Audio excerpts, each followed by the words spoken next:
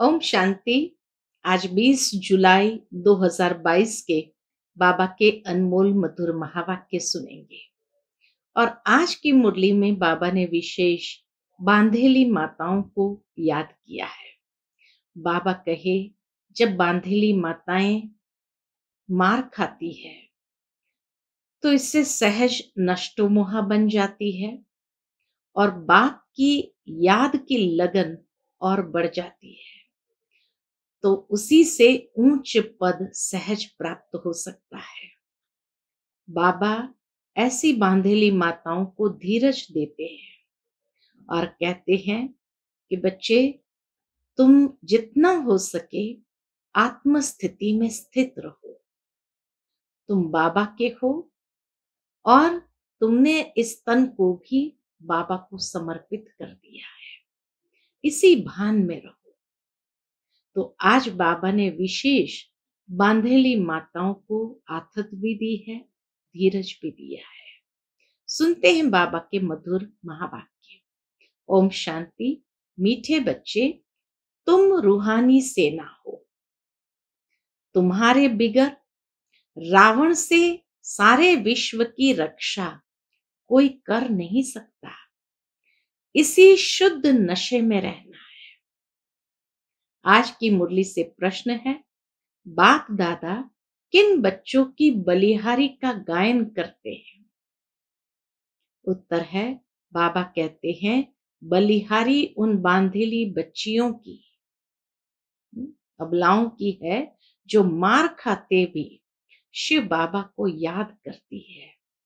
मार खाने से और ही नष्टो मोहा बनती जाती है, जिस कारण उनका पद और ही ऊंचा हो जाता है। बाप ऐसे बच्चों को तसल्ली देते हैं, धीरज देते हैं। बच्चे, तुम अपने को आत्मा समझो। यह देह तुम्हारी नहीं है, तुम बाप के बन चुके हो, तो अवस्था पक्की होती जाएगी। सच्चे दिल पर साहब राजी होगा। आज की मुरली से पहले गीत बजा है, तुम्हें पाके हमने जहां को पा लिया। ओम शांति। बच्चे सामने बैठे हैं, जानते भी है हम सेना है। हम कौन है? हम सेना है। किसकी सेना है? ईश्वर की। क्या कर रहे हो? हम रावण पर विजय पा रहे हैं। गोया इस सारी सृष्टि को रावण राज्य से छुड़ाए अपने राज्य की स्थापना कर रहे हैं। बैठे देखो कैसे साधारण रीति हो, कोई हाथ पांव नहीं चलाते हो, परंतु हो बड़ी जबरदस्त सेना। हाथ पांव नहीं चलाते, लेकिन फिर भी हो बड़ी जबरदस्त सेना। तुम मददगार हो ईश्वर के। ईश्वर भी गुप्त है, तुम भी गुप्त हो। उनको शहंशाह भी कहते हैं। ईश्वर को शहंशाह भी कहते हैं।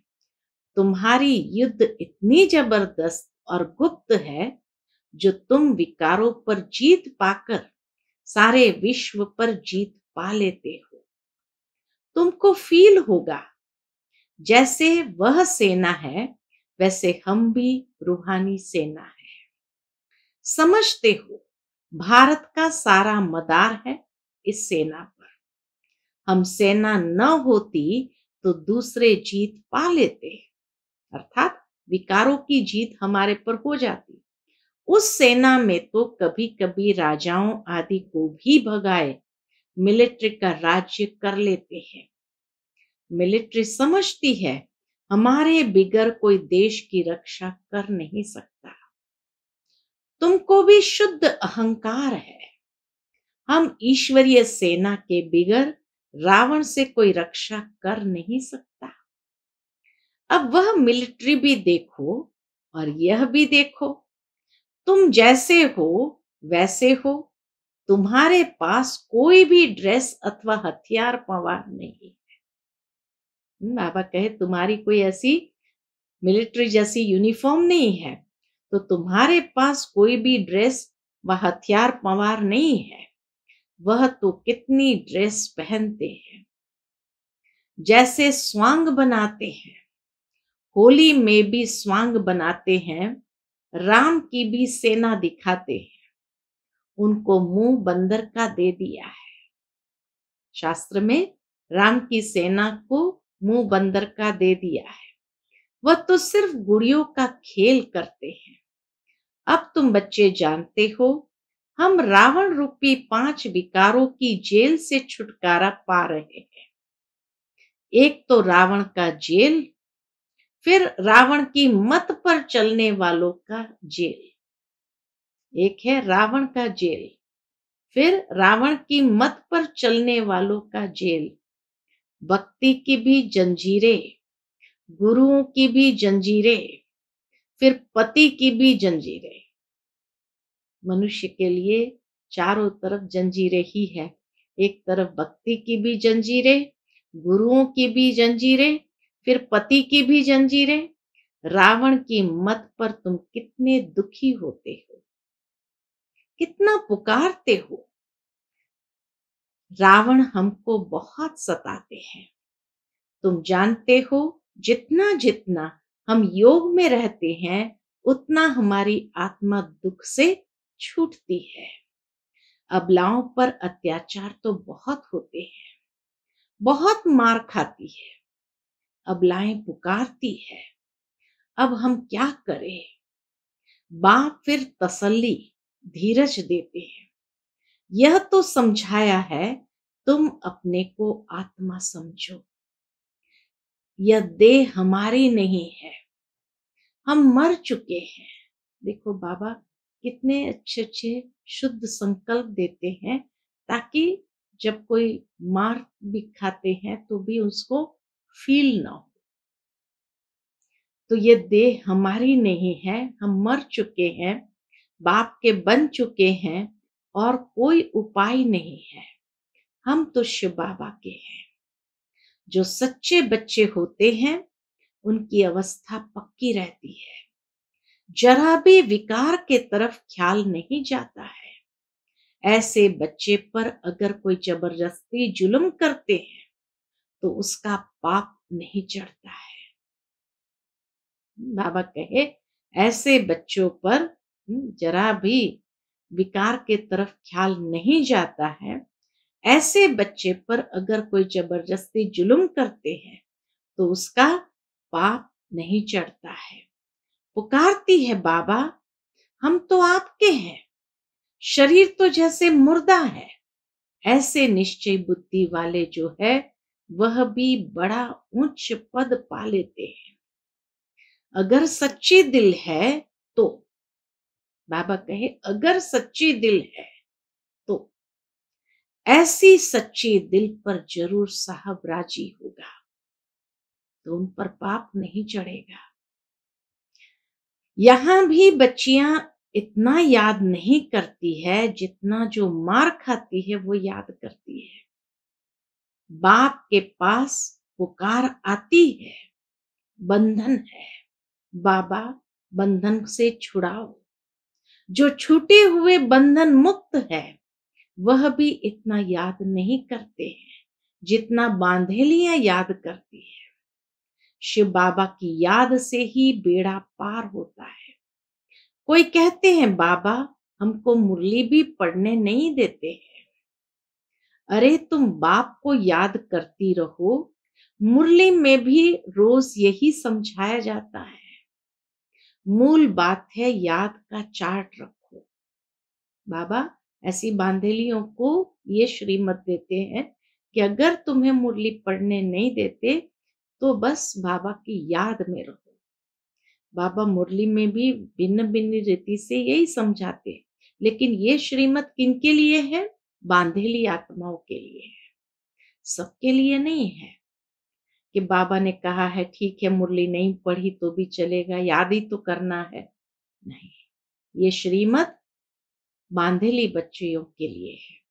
मूल बात है, याद का चार्ट रखो। हम बाबा को कितना समय याद करते हैं, ये मेहनत बहुतों से होती नहीं है। घड़ी घड़ी याद भूल जाती है। बांधेली बच्चियां तो मार खाते खाते और ही जास्ती याद करती है। बलिहारी उन अबलाओं की है जो मार खाते भी याद करती है। बाबा कहते हैं तुम अपने को आत्मा समझ बाप को याद करती रहो। जितना जास्ती मारेंगे तुम और ही नष्टो मोहा होती जाएगी। मार भी अच्छा पद बना लेती है। कितना बाबा उनको पॉजिटिवली आथत देते हैं। मार भी अच्छा पद बना लेती है। बाबा को भी ऐसी ऐसी बच्चियां याद पड़ती है। हाँ, कोई बहुत अच्छे महारथी भी है जो बहुतों की सर्विस करते हैं, योगी बनाते हैं। योग की बहुत महिमा है। तुमको तो सब पर तरस खाना है। तुम बच्चे गीता को रेफर करते हो। उन्हों की बुद्धि में सिर्फ यह है कि कृष्ण भगवान ने राजयोग सिखाया। तुम कहते हो परमपिता परमात्मा ने राजयोग सिखाया। यह सिद्ध करने के लिए ही तुम पूछते हो। क्या पूछते हो? परम पिता परमात्मा से तुम्हारा क्या संबंध है? पिता कहते हैं ना, पिता का ही फरमान है कि हमारे साथ योग लगाओ तो तुम्हारे विकर्म विनाश होंगे। कोई मनुष्य मात्र के साथ योग नहीं लगाना है। अगर सिखाने वाला ही मनुष्य होगा तो तुम्हारा कल्याण नहीं होगा। गीता में भी नाम देधारी का रख दिया है। हम कहते हैं हमको निराकार परमपिता परमात्मा योग सिखाते हैं। तुम कोई की निंदा नहीं करते हो। तुम तो बाप की महिमा करते हो। परंतु समझाने वाले बड़े तीखे और सयाने चाहिए, क्योंकि वहां बड़े बड़े विद्वान पंडित भी बहुत आते हैं। सन्यासियों की भी सेना है ना, सबके हेड्स आते हैं। तुम बच्चे ऐसे चतुर होने चाहिए जो बात बिल्कुल थोड़ी करो। बाबा कहे ऐसे चतुर बनो, थोड़ी बात करो और एकदम तीर लग जाए। जास्ती कुछ भी बोलने की दरकार ही नहीं है, क्योंकि वे क्रोधी भी बहुत होते हैं। इसलिए बाबा कहे तुम्हें सन्यासियों के साथ आर्ग्यूमेंट नहीं करना है, क्योंकि वे बहुत क्रोधी भी होते हैं। उनकी भी बड़ी सेना है। कहां से भी निमंत्रण आता है तो तुम जा सकते हो। ये बाबा छुट्टी देते। तुम बच्चे भी समझ सकते हो हमारे में कौन कौन अच्छी ललकार कर सकते हैं। एक अलफ का अर्थ ही समझाना है। दो चीजें हैं बस, अलफ और बे, दो चीजें हैं बस। बाप अलफ कहते हैं मुझे याद करो तो तुम विश्व के मालिक बन जाएंगे। यह तो अलफ भगवान ही कह सकते हैं, जो ही रचयिता है, हेवनली गॉड फादर है। वह कहते हैं मुझे याद करो तो तुम्हारे विकर्म विनाश होंगे। श्री कृष्ण को याद करने से विकर्म विनाश नहीं होंगे। कृष्ण अब कहाँ है? उसने तो एक शरीर छोड़ दूसरा ले लिया। निराकार तो अविनाशी है। सारी समझानी इस बात पर देते हैं। अजन्मा है परमात्मा, इस बात पर देते हैं। कितनी भूल कर दी है। भगवान वाच, मैं तुमको विश्व का वर्षा देता हूं। कृष्ण कैसे सबको वर्षा देगा? कृष्ण तो भारत का है ना। पतित तो सारी दुनिया है। सबका पतित पावन तो एक ही निराकार है। तुम्हारी बुद्धि में ये सब बातें हैं। भक्ति के पाठ की भी नॉलेज है। पहले पहले होती है शिव की पूजा। सोमनाथ का मंदिर बना हुआ है। इतना बड़ा सोमनाथ का मंदिर किसने बनाया? और कोई की ताकत नहीं। जरूर उस समय इतना शाहूकार थे जो ऐसे मंदिर बनाए। तुम बच्चों में भी अभी समझ है। बाबा कहे तुम बच्चों में अभी समझ है बरोबर हम कितने शाहूकार थे। इतना बड़ा सोमनाथ का मंदिर बनाया है, जरूर महाराजा होगा। किसी महाराजा ने ही इतना बड़ा सोमनाथ का मंदिर बनाया होगा।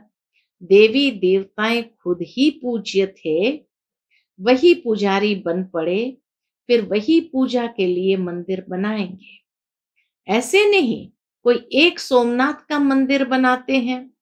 एक ने शुरू किया, फिर बहुतों ने बनाया, फिर बहुत मंदिरों को लूटा होगा। एक मंदिर से ही इतना सामान निकला जो ऊंट भर कर ले गए। जब चढ़ाई करते हैं तो कोशिश करते हैं कैपिटल को हाथ करें। फिर उनकी विजयी हो गई। अब तुम्हारी बुद्धि में है बरोबर ये दिल्ली परिस्थान थी, धर्मराज ने स्थापन किया था। शिव बाबा धर्मराज ने स्थापन किया था परिस्थान को।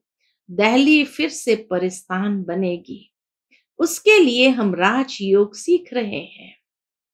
अब तुम सुनते हो तो बुद्धि में नशा चढ़ता है, समझते हो हमारा राज्य स्थापन हो रहा है, हमारा नाम बाला है। कहा भी जाता है गुप्त सेना, नॉन वायलेंस। इतना बड़ा अर्थ कोई नहीं समझते हैं। तुम न स्थूल हथियार उठाते हो, न काम कटारी चलाते हो, तुम ही नॉन वायलेंस शक्ति सेना हो, जिन्होंने योग बल से राज्य पाया है। विश्व का मालिक बनने के लिए श्रीमत पर हम ही एक बाप को याद करते हैं। बाबा कहे विश्व का मालिक बनने के लिए श्रीमत पर हम एक बाप को ही याद करते हैं। जानते हैं अभी यह नाटक पूरा होता है, फिर नए सिर शुरू होगा। यह अविनाशी नाटक है, ये कब विनाश नहीं होता है। बाकी इतना जरूर है, जब नई दुनिया होती तो पुरानी दुनिया खलास हो जाती है। चक्र तो फिरता ही रहता है। यह अनादि ड्रामा है। जैसे भगवान के लिए कहते हैं हाजिर नाजिर है, वैसे ये ड्रामा चक्कर लगाता ही रहता है। इस ड्रामा में सब एक्टर्स है ही है। तुम जानते हो मूल वतन और स्थूल वतन है ही है। फिर सत्युग त्रेता चक्कर लगाकर फिर रिपीट होता है। यह अविनाशी ड्रामा है। हम एक्टर्स भी ड्रामा में है ही है। हम एक्टर्स भी ड्रामा में है ही है। शुरू से अंत तक सबका पार्ट है ही है। वह छोटा ड्रामा होता है जो पुराना हो जाता है। यह कभी पुराना नहीं होता, ये हमेशा नया ही रहता। हर बार बजाओ, इतनी बार बजा लिया होगा, लेकिन फिर भी हर बार नया ही होता है। यह अविनाशी ड्रामा कब पुराना होता है क्या? नहीं। बाकी हम पार्ट में आते हैं, नए से पुराने हो, फिर पुराने से नए हो जाते हैं। तुम जानते हो बरोबर हम राजा रानी थे, अब रंक बने हैं, रंक से फिर राव बनते हैं। रंक माना फकीर, बाप आकर सबको राह बताते हैं। तुमको बहुत नशा होना चाहिए। यह नई नॉलेज तुमको मिलती है और मिलती भी एक ही बार है। यह समझते हो ना कि हम डायरेक्शन अनुसार इस सृष्टि पर अपनी बादशाही स्थापन कर रहे हैं। बाप कहते हैं मुझे याद करो और बादशाही को याद करो। हाँ, बाकी यह सितम तो होंगे ही। फिर बांधेलियों के पास बाबा कहते हैं बाकी यह सितम तो होंगे ही। सितम भी कर्म भोग है। बांधेलियों को बाबा विशेष कहते हैं कि जो तुम्हारे पर सितम पड़ रहे हैं, ये सितम भी कर्म भोग है। पुरुष स्त्री को मारता है, ऐसे ही कोई मार सकता है क्या? तुमने भी उनको मारा होगा। देखो कर्म की गुह्य गति बाबा समझाते, तुमने भी उनको मारा होगा कोई जन्म में, वही हिसाब किताब चुकतो हो रहा है। ये सब कर्मों का हिसाब किताब है। इसलिए बाबा इस कर्मों के हिसाब किताब में इंटरफेयर नहीं करता है, लेकिन युक्ति जरूर बताता है कि कैसे इसको सहन करना है और इस हिसाब किताब से अपने आप को मुक्त करना है। ये सब कर्मों का हिसाब किताब है। अब तुम श्रीमत पर श्रेष्ठ कर्म कर रहे हो। अब कोई भ्रष्ट कर्म नहीं करना। सबसे श्रेष्ठ कर्म है सबको बाप का परिचय देना। बाप का फरमान मिला है, मां में कम याद करो। सभी बाप को ही भूले हुए हैं। शिव की पूजा करते हैं परंतु जानते कुछ भी नहीं। अमरनाथ पर भी बड़ा लिंग बना रखा है। इतना बड़ा बाप का रूप है क्या? कुछ भी पता नहीं है। अब तुम बच्चे इन सब बातों को यथार्थ समझ गए हो। अच्छा, मीठे मीठे सिकिलते बच्चों प्रति माता पिता बाप दादा का याद प्यार और गुड मॉर्निंग। रूहानी बाप की रूहानी बच्चों को नमस्ते। हम सब रूहानी बच्चों की रूहानी माता पिता बाप दादा को याद प्यार गुड मॉर्निंग और नमस्ते। नमस्ते। शुक्रिया बाबा, शुक्रिया। आज की मुरली से धारणा के लिए मुख्य सार है। पहली पॉइंट, श्रीमत पर सदा श्रेष्ठ कर्म करने हैं।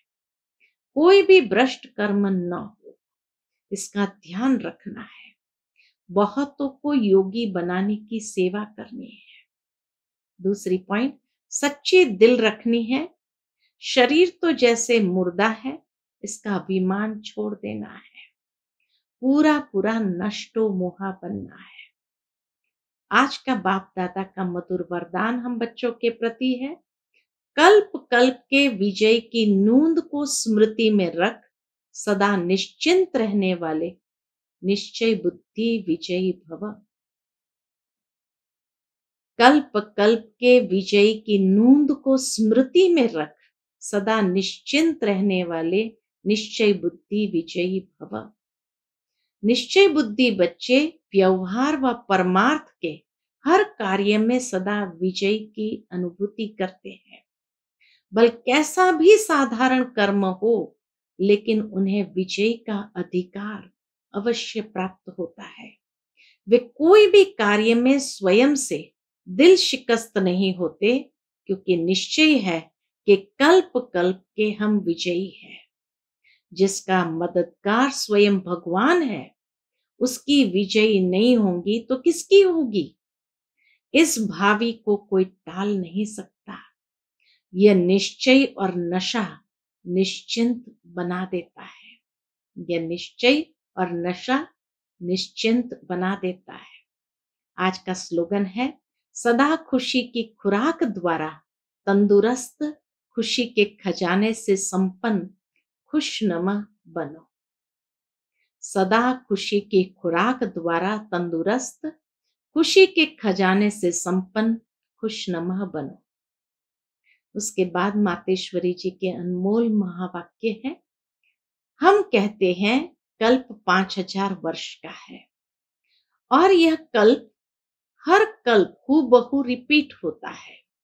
इस पर बहुत मनुष्य का प्रश्न है, कल्प इतना बड़ा है, वह फिर 5000 वर्ष का कैसे हो सकता है? कल्प तो लाखों वर्ष का होता है। जब ऐसी चीज निकली हुई है जिससे मालूम पड़ता है कि यह कोई लाखों वर्ष की है, फिर मनुष्य कैसे मानेंगे कि कल्प 5000 वर्ष का है? अगर कोई कहे कि हिस्ट्री लाखों वर्ष की बनी हुई है, तो उन्हें समझाओ कि लाखों वर्ष की हिस्ट्रियां कैसे रह सकती है। यह जो कल्प के अंदर इतनी उथल पाथल होती है, इतना विनाश होता है, जिसमें सारी बादशाही का ही विनाश हो जाता है, तो तुम्हारी वह हिस्ट्री साबित कैसे रहेगी? कैसे वो साबित रहेगी? इतनी उथल पुथल हो गई सृष्टि में, फिर एक्यूरेट हिस्ट्री का कैसे पता पड़ेगा? तो यह बात सिद्ध नहीं होती। अब अपने को तो स्वयं वर्ल्ड ऑलमाइटी अथॉरिटी परमात्मा एक्यूरेट सुनाता है और साथ साथ हमें दिव्य दृष्टि द्वारा साक्षात्कार भी कराता है। तो क्या हम उस पर विश्वास नहीं करेंगे? अवश्य। बल कोई साक्षात्कार पर निश्चय न भी करे, परंतु स्वयं परमात्मा हमें सन्मुख सुना रहे हैं। पहले तो हमको ये निश्चय है कि हमें पढ़ाने वाला कौन और फिर सारी सृष्टि कैसे हूबहू चक्कर लगाती है, इस राज को भी हम समझ चुके हैं। तब ही हम अपने अनुभव और प्रैक्टिकल जीवन को देख यथार्थ कह रहे हैं कि कल्प 5000 वर्ष का है।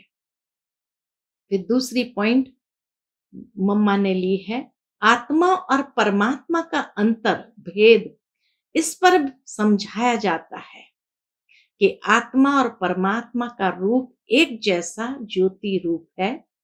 आत्मा का साइज एक ही रीति में है, बाकी आत्मा और परमात्मा में सिर्फ गुणों की ताकत का फर्क अवश्य है।